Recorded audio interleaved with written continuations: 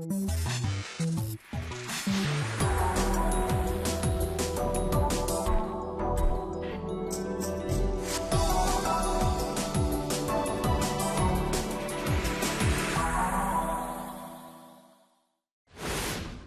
pemirsa, jumpa lagi bersama saya Rizky Nugraha dalam Inovator, program mingguan DW Indonesia yang menghadirkan laporan-laporan paling menarik dari dunia sains, teknologi, lingkungan, dan gaya hidup. Inilah topik utama kami untuk pekan ini. Robot pelukis menggambar wajah manusia. Konflik antara perlindungan alam dan kesejahteraan warga. Dan bintang peragaan busana yang lahir dari media sosial. Selama ini kita mengenal lukisan sebagai salah satu medium buat seniman untuk mengekspresikan perasaan dan kreativitasnya. Namun seiring dengan kemajuan teknologi, persepsi lama itu mulai dibantah, terutama oleh kehadiran robot yang lihai melukis dan membuat sketsa wajah manusia. Potret ini karya dari kelas menggambar. Tapi yang unik, muridnya adalah robot. Robot ini adalah bagian dari instalasi Five Robots Named Paul di Galeri Dixit Algorithmi di Berlin. Semua robot Paul memiliki kamera sebagai mata dan lengan untuk menggambar. Robot dikendalikan oleh sebuah laptop di bawah meja. Das Ganze ist eine Zeichenklasse. Ini kelas menggambar biasa. Ada 5 murid yang ikut serta, yakni para robot. Murid-murid ini memiliki bakat yang berbeda. Kesamaannya, mereka sangat obsesif dan suka menggambar. Ja, alle haben sie gemein, dass sie sehr obsessiv und gerne zeichnen. Gaya menggambarnya berbeda-beda. Ada robot yang suka gaya realisme, sementara yang lain sketsanya cenderung abstrak. Sesi menggambar potret butuh waktu sekitar 30 menit. Tapi seperti di kelas menggambar biasa, ada yang lebih cepat selesai dan ada yang butuh waktu lebih lama. Jadi model juga harus berpose lebih lama.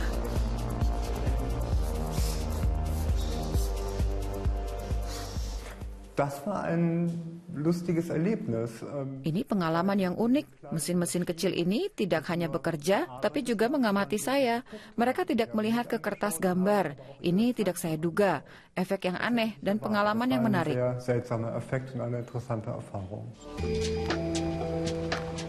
Di Goldsmiths College di University of London, robot-robot pelukis ini dikembangkan.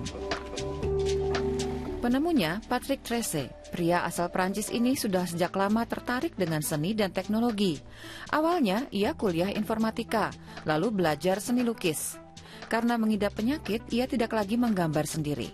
Robot yang kini melakukannya. Tapi Tresse menganggap robot bukan seniman yang bisa berkarya sendiri.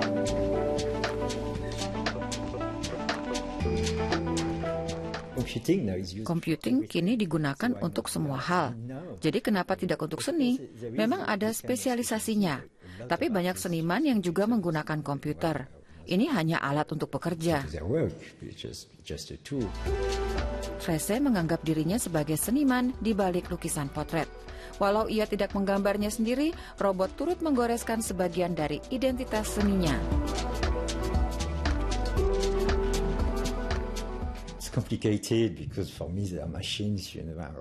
Bagi saya, mereka hanya mesin dan program. Tapi berkat mereka, saya punya karir. Mereka semacam potret diri saya. Ini hubungan yang kompleks antara saya dan robot. Mereka juga boneka yang seringnya melakukan apa yang saya perintahkan. Kembali ke Berlin, untuk pertama kalinya robot dipajang sebagai instalasi seni galeri. Potret dari Patrick Tresse juga tergantung di sini dalam 5 gaya yang berbeda. Beberapa tampak mirip. Tapi robot tidak bisa menggambar semua motif. Saya mencoba modelnya anjing saya. Saya menaruhnya di atas kursi, tapi robot-robot tidak mulai menggambar. Sepertinya karena wajah anjing tidak dikenali sebagai wajah manusia. Karena itu semua robot menolak untuk menggambar. Walau robot hanya bisa menggambar manusia, hasil karyanya sudah bisa dipamerkan.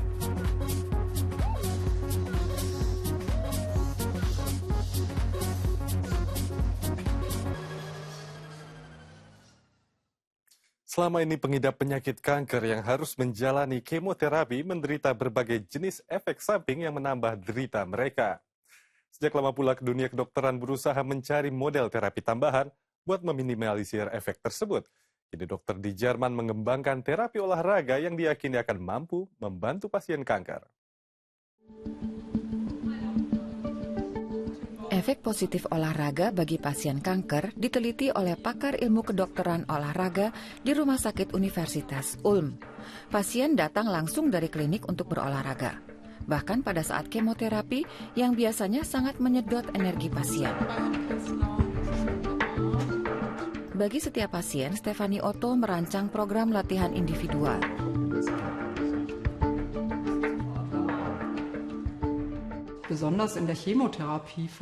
Saat kemoterapi sangat penting untuk berolahraga agar efek sampingannya berkurang. Biasanya pasien bisa mempertahankan stamina dan kadang bisa sedikit menambahnya. Sasaran terpenting adalah mereka tetap sehat agar kualitas hidup tidak berubah dan bisa mengatasi keseharian secara lebih baik.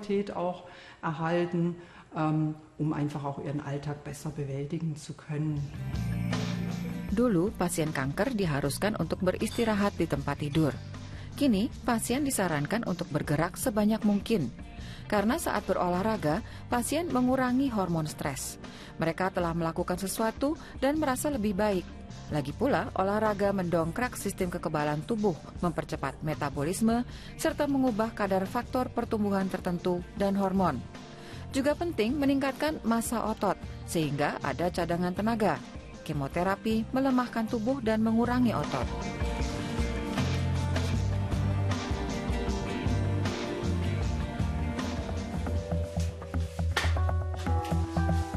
Untuk menguji efek latihan, para pakar mengambil sampel jaringan otot pasien di awal dan di akhir terapi.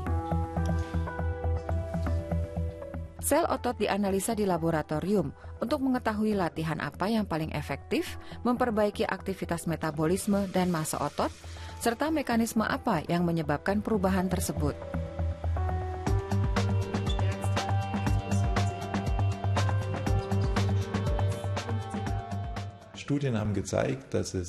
Hasil studi menunjukkan terapi olahraga bisa mengurangi munculnya kembali tumor pada kanker payudara, kanker usus, dan kanker prostata hingga 50%. Ini efek yang sama seperti pada kemoterapi.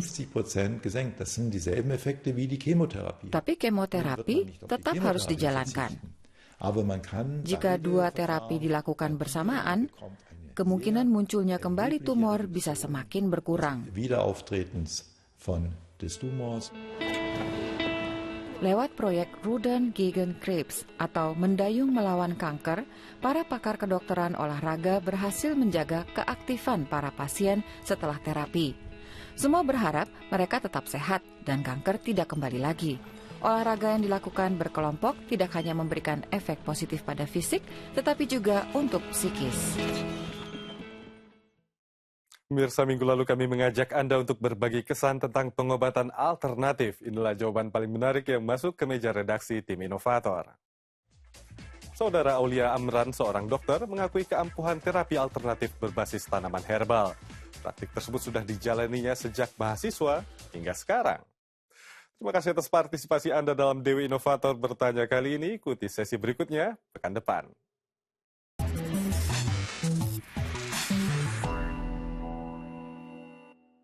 Pemerintah Kamerun sedang menghadapi dilema karena di satu sisi mereka harus melindungi Taman Nasional Korup yang tercatat sebagai hutan hujan tropis paling tua di dunia dan menyimpan keanekaragaman hayati tak terhingga. Tapi di sisi lain, pemerintah juga bertanggung jawab mensejahterakan penduduk setempat yang selama ini hidup dari berburu dan menebang pohon.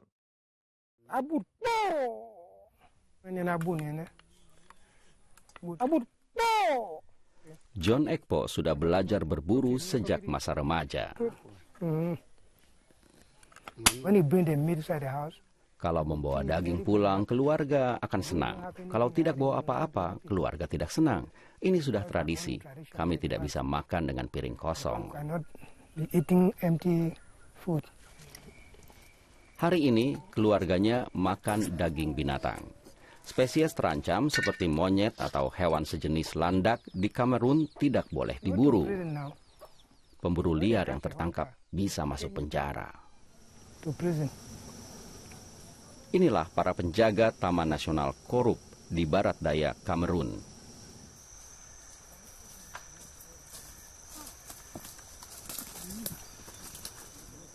Bagi Brenda Mu, ini adalah peluang untuk berkarir.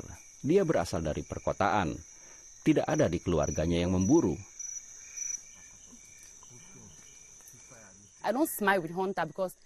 Saya tidak ramah terhadap pemburu. Mereka merusak hutan. Saya juga bisa tegas sebagai perempuan. Apa mereka tidak tahu ada larangan berburu?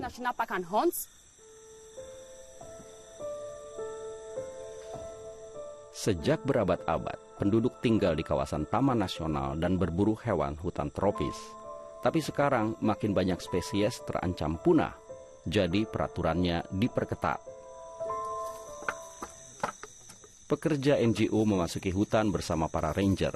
Dengan kamera mereka ingin mendokumentasi populasi yang terus berkurang. Khususnya monyet.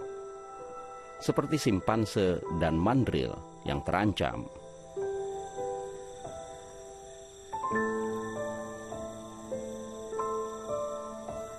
Sebagian besar hasil buruan disantap sendiri oleh warga, sisanya dijual.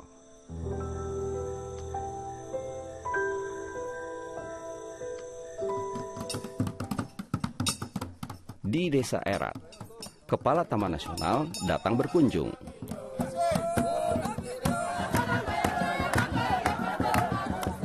Dua tahun lalu sambutan warga tidak seramah ini.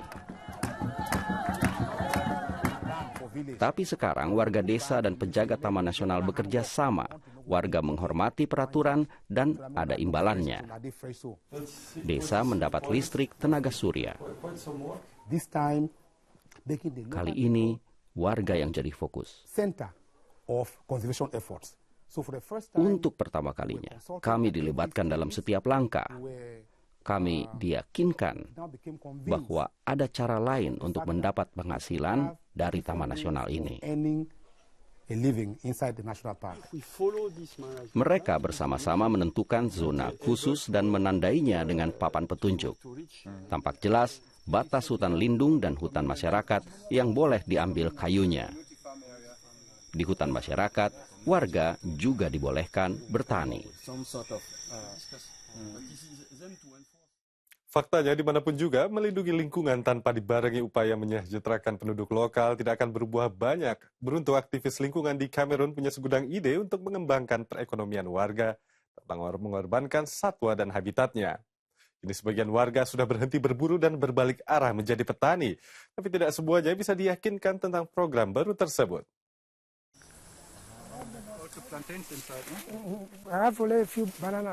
John Ekpo, yang berusia hampir 60 tahun, dulunya pemburu. Sekarang dia menanam kakao, pisang, dan mangga.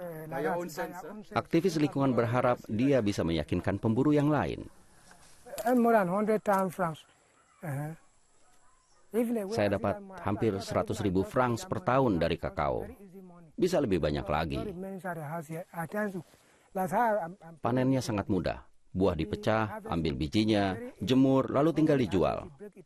Lebih mudah ketimbang berburu.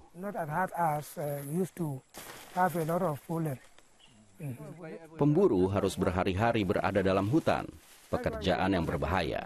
Tapi mengapa pemburu lain tidak mau berkebun? Kalau saya butuh uang cepat, semua akan saya lakukan. Pohon kakao perlu waktu lama untuk tumbuh. Sampai pohon ini berbuah perlu waktu 4 tahun.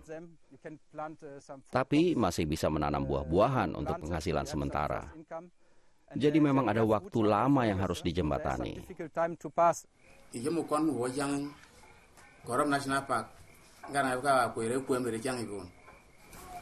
Di balai desa, kepala desa meresmikan larangan berburu.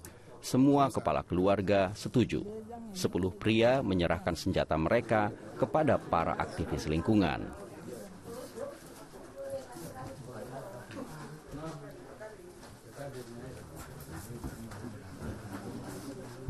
Dan mereka mendapat imbalan, yaitu 10 sepeda motor. Showing green and red. What does it mean? Here, in the dashboard.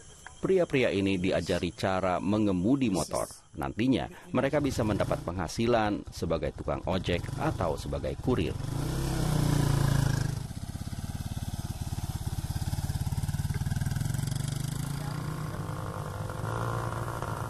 Sejak setahun ada jalan kecil yang melintasi hutan. Erat sekarang terhubung dengan dunia luar. Dulu untuk mencapai desa ini perlu waktu 6 jam berjalan kaki dari desa terdekat. Di musim hujan, sungai meluap. Penting untuk punya akses ke pasar dan layanan lainnya. Barang kebutuhan bisa masuk ke desa, anak-anak bisa lebih mudah ke sekolah atau ke dokter, dan masih banyak lagi. John Ekpo berharap jalan itu tetap berupa jalan kecil, supaya tidak ada pencuri kayu yang datang. Hutan tropis seperti sahabat bagi saya. Kalau hutan ini habis, saya juga merasa ikut mati.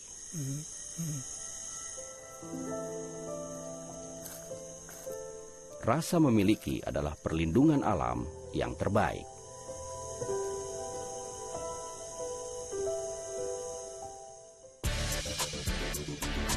Inilah situs online DW dalam bahasa Indonesia. Jurnalisme independen, berita aktual, latar belakang, analisa, dan opini. Dari Jerman, dunia, dan kawasan. dw.com Indonesia.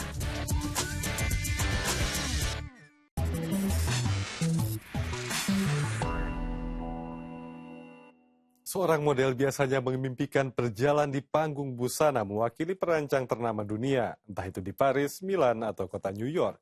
Namun keberhasilan di dunia permodelan kini tidak lagi didasarkan pada reputasi perancang atau sampul majalah. Di era digital ini berhasil atau tidaknya seorang model sering ditentukan pada berapa jumlah penggemarnya di media-media sosial. Di balik panggung fashion show Issey Miyake di Paris. Dulu para model harus menunggu berjam-jam dan tidak melakukan apa-apa. Kini semua sibuk dengan ponselnya. Mereka sibuk memposting suasana backstage. Model seperti Adam Amouri tahu persis betapa pentingnya jejaring sosial seperti Facebook dan Instagram.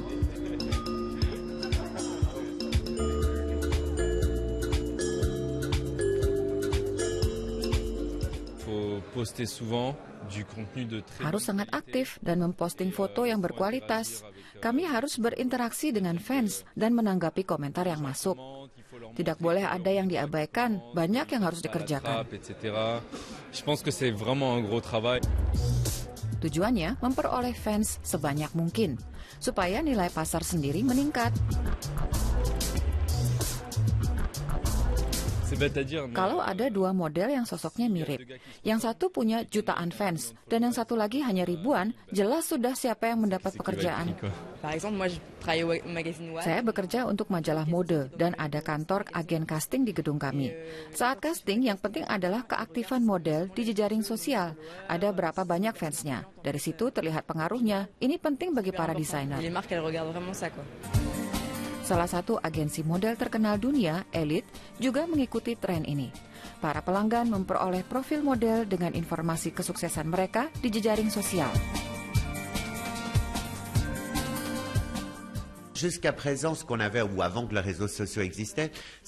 Sebelum ada jejaring sosial, mereka tergantung pada pers, fotografer, desainer.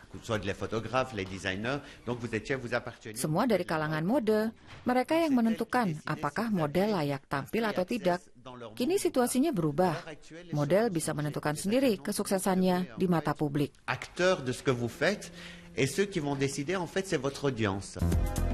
Model Inggris Stephen James sukses dengan cara itu. Ia dikontak agensi Elite dan fansnya di Instagram ada 1,8 juta orang. Davidson Obenebo baru mulai karir jadi model. November 2016 ia menang kontes model Elite Internasional. Untuk pertama kalinya ia tampil di catwalk fashion show Milan dan Paris. Dia bahkan boleh menjadi model pembuka dan penutup show. Ini penghargaan besar bagi seorang pemula. Baru-baru ini, Davidson juga punya akun Instagram. Harus ada pembagian posting yang jelas antara foto pribadi dan foto saat bekerja.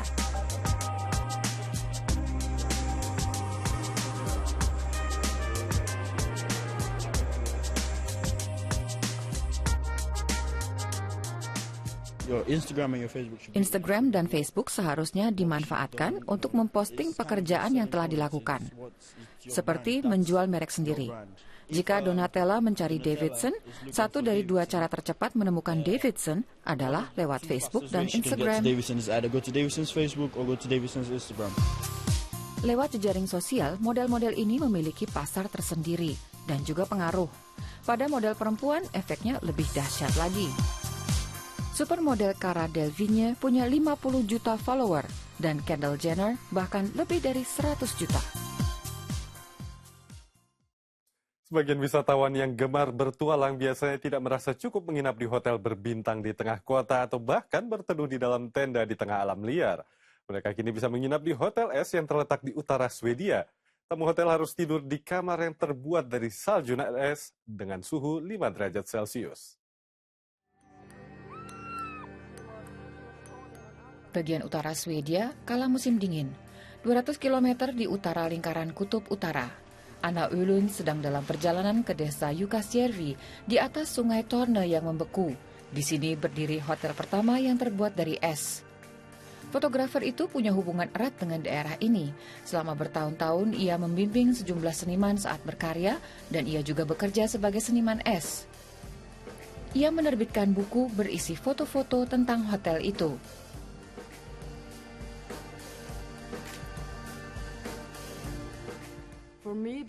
Bagi saya, kombinasi antara orang-orang yang hangat dan bersahabat, serta lingkungan yang terdiri dari salju dan es, mewujudkan sesuatu yang ajaib. Jadi saya menulis sebuah buku tentang itu. Saya ingin menunjukkan kepada seluruh dunia bagaimana pentingnya daerah ini bagi saya. Hotel berkapasitas 60 kamar dan setiap kamar didesain individual oleh seniman. Penata cahaya ikut menciptakan suasana nyaman di tiap kamar. Satu-satunya material di sini yang tidak terbuat dari es atau salju adalah kasur dan kulit manjangan di atas tempat tidur. Hotel itu menerima tamu mulai bulan Desember hingga pertengahan April. Setiap tahunnya datang sekitar 50.000 tamu, baik sekedar untuk berkunjung maupun untuk menginap. Arsitekturnya memikat, sangat dingin, tapi bagus. Ya, saya suka. Memang cool dan sangat mempesona. Kami datang untuk pertama kalinya ke sini. Di Taiwan tidak ada salju, jadi kami sangat senang. Ini salah satu impian saya dan hari ini tercapai. Karena es, segalanya di sini tampak sangat cantik. Setiap tahunnya, grup yang terdiri dari 100 orang mendirikan hotel es itu dari Oktober hingga Desember. Untuk itu digunakan 5.000 ton es dan salju. Pada setiap musim, lebih dari 100 usulan desain dikirimkan seniman dari seluruh dunia. Mereka ingin mendesain salah satu kamar. Anna Ulun mendapat kesempatan tahun 2012. Ini benar-benar pekerjaan berat. Orang tidak bekerja dari jam 8 pagi hingga 5 sore, biasanya dari jam 7 pagi hingga tengah malam. Jadi sebenarnya 24 jam dan 7 hari per minggu. Kalau sudah selesai mendesain dan membuat sebuah kamar, pekerjaan sebagai seniman juga selesai. Sejarah Ice Hotel diawali tahun 1989. Dalam sebuah workshop bagi seniman es dibangun sebuah iglu yang digunakan sebagai bar. Setelah pesta di malam hari, beberapa tamu tidur di iglu itu, maka tercetuslah ide yang membawa kesuksesan. Sekarang konsep itu ditiru di banyak tempat di dunia, misalnya di bagian utara Norwegia. Hotel Sorisniva Igloo dalam musim ini dibuat untuk ke-16 kalinya. Lainio Snow Village di Finlandia umurnya sedikit lebih muda dari Sorisniva Igloo. Di sini bahkan restorannya dibuat dari es. Tapi di pegunungan seperti Alpina atau Pyrenea juga ada hotel es. Walau banyak saingan, hotel es di Jukkasjärvi tetap paling banyak pengunjungnya.